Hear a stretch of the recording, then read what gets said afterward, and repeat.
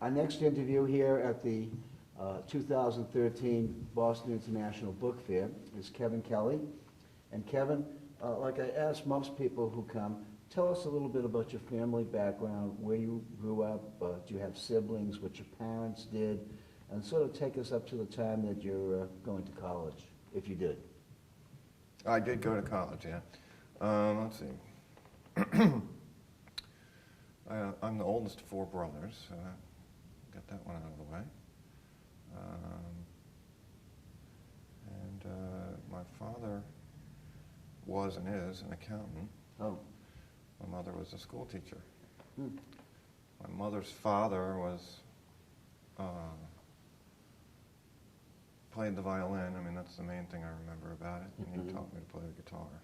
Where were you born, growing up? I was born in in Poughkeepsie, New York, but we moved away from there very quickly to somewhere else in New York, which I can never remember. Because after that, we moved to Abington, Massachusetts, then to Marblehead, Massachusetts. Excuse me. And then from there to Sarasota, Florida, from which my father departed and moved to California. So I typically spent, in any given year, a reasonable amount of time in New York, and at least a month or two in California, and lived in Florida. What college did you go to? I went to Cooper Union. That's in New York, right? Yes. And what was your major? Or Art. really? Yeah. So at the end of high school, I mean,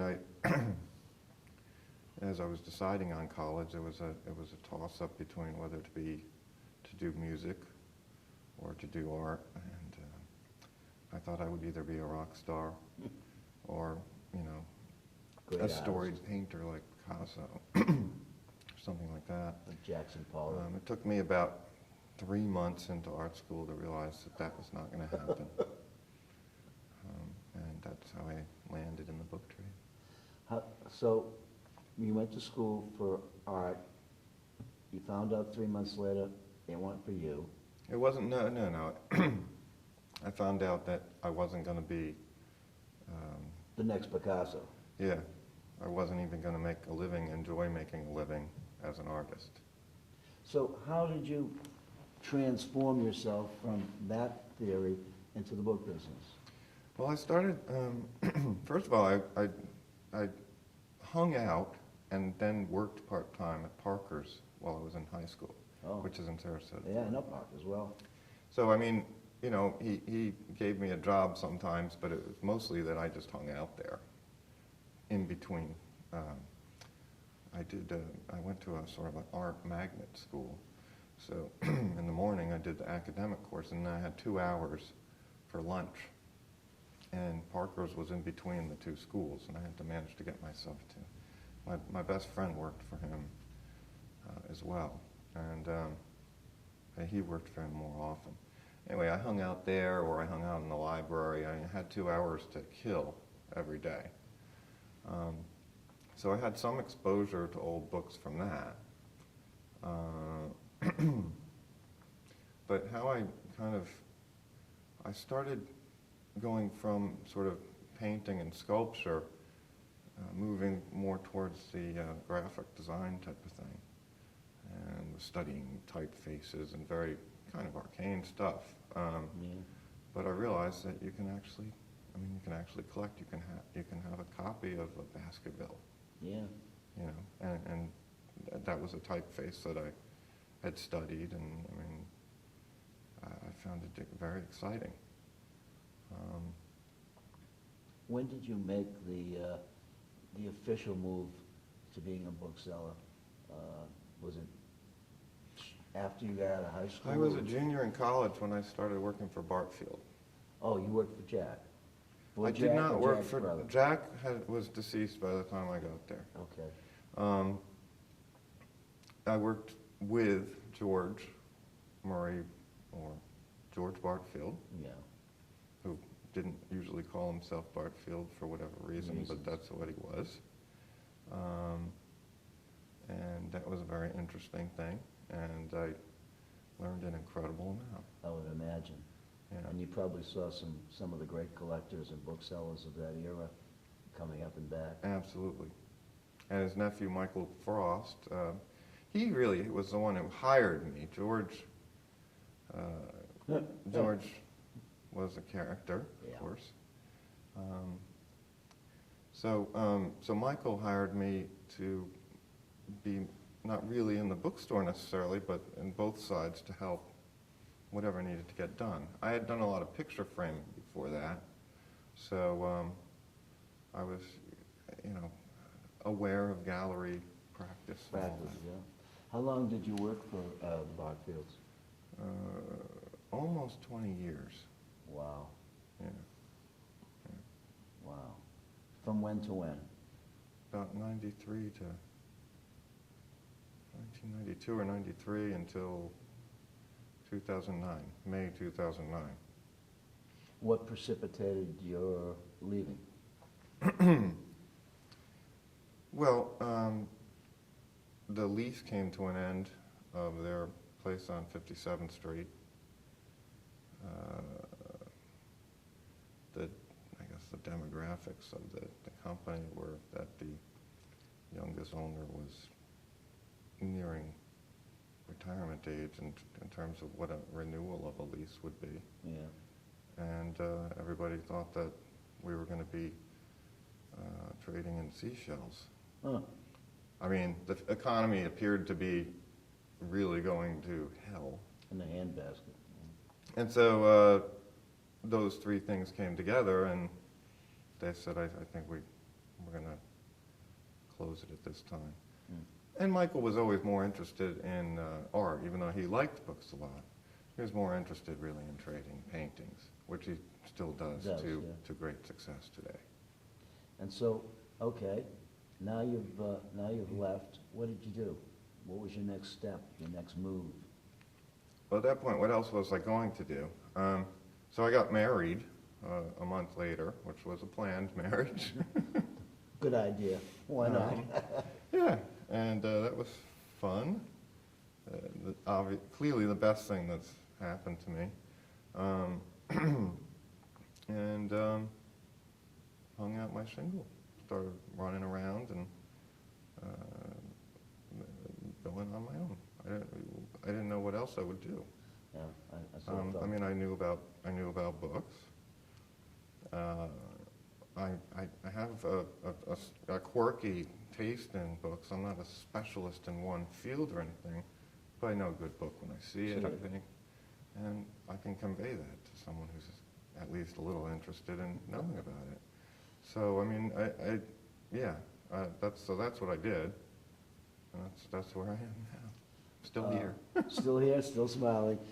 Talk a little bit about the internet and how it affects your business and whether or not you're fully invested in it or just a voyeur like some people are. Well, the internet is a fact of life. I think it's as important as the invention of the printing press, which is an interesting, I mean, just from a historical perspective, it's changed our society as much and will continue to do so. And obviously it also decimated a lot of the ways that booksellers do business at every level of it, on the high end and the low end. I mean, if low end may be the wrong word, but the used book is really almost gone now. Yeah. But it was becoming a fact of life as I started, of course. Yeah. So I didn't have as much of an adjustment to make to deal with it as, of course, most of the people In the trade. in the trade. Yeah. Did you have any computer skills to begin with? Or did Yes. you- Okay. Because like I say, I went to Cooper Union, I did finish, and I took whatever the weirdest courses were, but Yeah. I also did focus on graphic design and color theory. So, and graphic design, I probably was in the last typography class where they actually made you draw with a pencil and paper Really? how to typeset with linotype machine. Wow. And then, but most of the students were not pleased that they couldn't just go ahead and do things on Quark Express, which is Yeah. a typesetting program, or a desktop publishing It's program. the way of the future, I suppose. The young people today are so much more visually oriented in their collecting. And they're collecting. You know. Yeah, well, of course, collecting has changed in a lot of ways several times, even in my own short career. And I mean, most of my colleagues, I mean, as I told you, I mean, I feel rather not ready to do this interview because my career feels like it's only beginning compared to all the people around me who are so much more experienced, so much more successful, and Well, so much more knowledgeable, frankly. 10 years from now, when I interview you again, you can tell me what's happened in the last 10 years. Hopefully I'll remember it all. Who knows? When you started in the trade, you started in New York. Yes. Who Other was, than a little bit of part-time working at Parker's Books.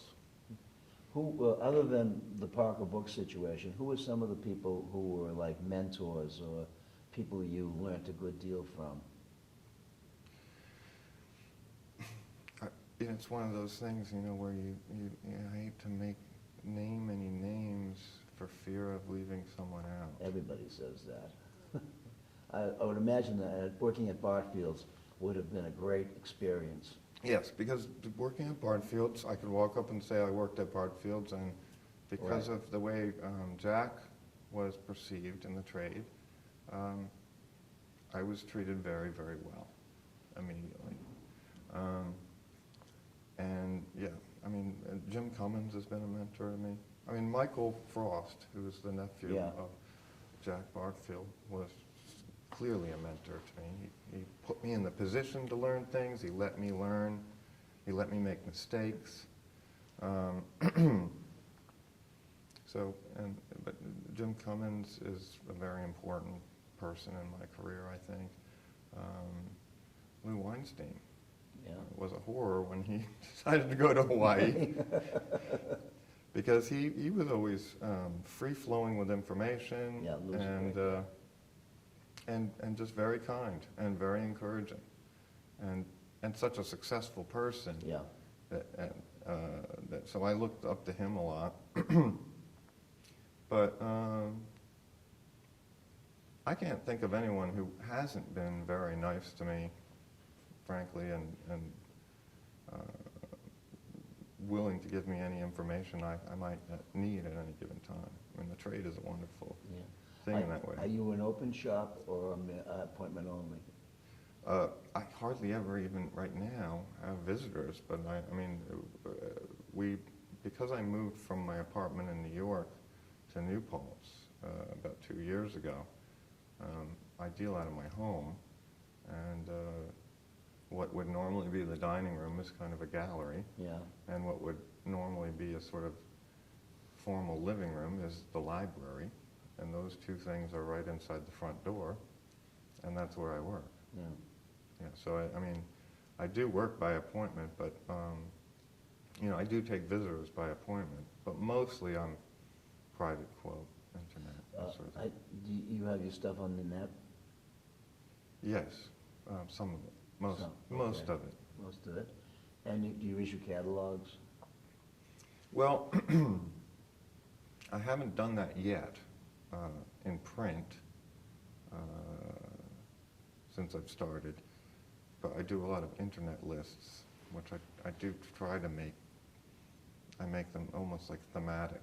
So I often won't do one for several months because I don't have a group of books that I think will work. So you were mainly the rifle approach of quoting books out rather than the shotgun approach? I'm not sure I understand that. Well, the I rifle mean, I approach. do know about guns a little bit, but Well, a shotgun approach would be to quote stuff or send stuff to a large group of people. The rifle approach would be to send to a Oh. specific person I see what you mean. as opposed to a wide group of Yeah. people. Trying to get an idea of how your business works. Well, Of course, it works. if you don't know. No, I do know. I mean, I don't know how to How sum it up, frankly. I mean, there are things that I like to have, and so I bought those, and I have them until someone who loves it as much as me comes along. And I don't mind owning that. I don't mind carrying it. It's not my collection because I can't be a collector And a dealer. and a dealer. But so those are out there.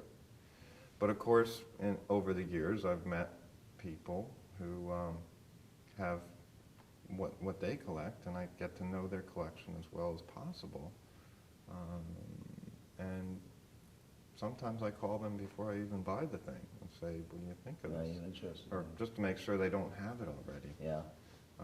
And I guess I have a pretty good mental Rolodex of people like that, so a lot of it is that kind of thing, which does make it hard to make catalogs because you Right. don't hold much Right. material. The best things I sell are in my possession for such a short period of time Right. that I almost regret sending it away. Well, sell and be sorry, but sell every day. Yes. Something I was told many years ago. Mm. Let me ask you about the percentages of your business. What percentage of your business is done through the internet? What percentage through the mail, et cetera? And what percentage at book fairs and shows? Can you sort of compartmentalize that? Well, the book fairs I view as sort of an advertising thing. Like, Yeah. why does McDonald's spend so much on advertising? I mean, they can't quantify how many more hamburgers they sell by any one given ad. And so, I mean, when I do a book fair, I don't view it as I have to sell this many books. Right. Or buy my way out, like so many Yeah, well, you do dealers that a also lot. do. For me, it's getting to meet people and show them that I know a little bit about what I'm talking about, and I'm painfully honest. Well, there's nothing wrong with that. No, I think it's probably my best virtue. Is that I actually tell people more than they even want to know. Sometimes I'll tell people about every flaw in a book. Whatever that I think. I mean, the trade is, of course, all of us do that, but I tend to volunteer more than maybe I even should. But so I've already almost forgotten the question, but no. So the book fairs are, I think, incredibly important for me to meet new people, but then I follow up, learn more about the collection that they are building, and then find things that are appropriate for them. And I usually try to find things that are going to become their favorite part, their favorite item in the collection. It's like a goal that I have. Yeah. I love that stuff too. Yeah. So volume is not a Yeah, good strong okay. suit for my business. What do you see as some of the challenges that we as booksellers face as we go 10, 15 years into the future? I think it's like everything else, but we're affected even more. Tastes change. Technology is. Who knows what technology is going to be like in 20 years? Well, exactly. Would you have ever imagined this No. 10 Never. years ago? 10 years ago, probably you wouldn't. Well, And this is a computer in my pocket. You can get on the internet, you can send mail. I remember back in I guess it was the early 70s, mid 70s, I went down to visit John Jenkins in Texas, and he had strapped to his back this large thing, and he had a phone attached to him, and it looked like it weighed about 25, 30 pounds. And that was the early Right. cell phones. And then later, like in the movie Wall Street, the phone is, it's bigger than this. And, Yeah, right. but that was like the height of technology then, and that was the 80s, I think, or whenever it was. But so, yeah, I mean, who knows what's going to happen in that regard.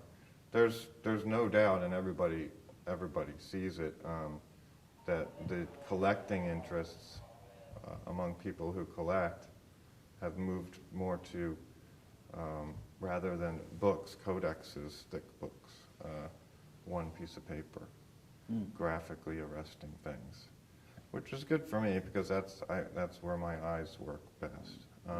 So I mean, I'm really good at seeing not just any copy of a book, but that this one is somehow set apart. It's, yes, the copy, one way or another. Is it larger? I don't know. Is the binding fresher, or whatever it is? And I think that those things, that's the way it's going, rather than sort of the completist is gone, unfortunately. Yeah. But 5 years from now, there may be people who are completists again. Who knows what's going to happen? I don't know. But certainly we've moved more towards unique items and graphic things. Almost what they called it wall art when I was in art school. Really? I haven't heard that term. It's probably an art term. Sorry? That's probably an art term. It's not a term that probably anybody's heard except for the class of 1990 at Cooper Union. It was just not popular to be a painter. You had to be a sculptor, and you should, be like Jeff Koons or something. Yeah. How many book fairs, on the average, do you do a year? Let's see, probably 4. Are they all ABAA fairs, or do you do non-ABAA fairs as well? Well, of course, I was an associate member of the ABAA during my tenure at Bartfield, and and then of course when I left there, I had to not be in the ABAA for a reasonable period of time before I could apply to get back in, and so I did a lot of non-ABAA fairs then. Now, I didn't do Seattle this year, but generally speaking, I'll do that one. But mostly, I think I'm just focusing on ABAA or iLab fairs. Do you do any of the iLab fairs? I haven't done them since I've been on my own, but I did the London Fair several times on behalf of my employer, and I visited Paris Fair a number of times. So I did do a pretty good job of getting an international exposure in my career, and know what the tastes are, what's going on over there, as maybe more than people did at that time, 10 years ago. Now I think it's because of the technology that we're talking about, it's much easier to. We used to have international congresses every 3 years, because it's a good way to find out what's going on all over the place. And then all of a sudden the internet came in, and there's no need for it anymore, because everybody can find out what everybody's doing sort of like that. Well, we may perceive it that way, but I don't think there's ever any substitute for having a conversation face-to-face with a person. And so book fairs are not going to go away unless the trade goes away, in my opinion. Or things become so expensive that you can't have them in decent venues. I see San Francisco is moving out of the showplace to Fort Mason. Yeah, and I just hesitate to make any comment about that for fear of saying something that I'm sad about that, because I love that building. Obviously, you've got yourself a little niche now in the trade, and are you going to expand on? What do you think it is? You deal in very nice things across the board. Oh, okay. Yeah. That's a good niche. I mean, I have a great deal of trouble trying to explain to people when they ask me, what do you specialize in? I just say, look at my website. I think that's really a good thing. Because I don't know how to explain what the heck it is that I specialize in. I don't know everything about anything. Good books. Yeah, stuff that's interesting. Stuff that's exciting. Things that speak to you. Stuff that I actually, stuff that I haven't seen before. Well, you know, we've just run through 30 minutes, and your interview is over, and it's been excellent. Okay. And I'm so happy that you decided to do it. Well, thank you.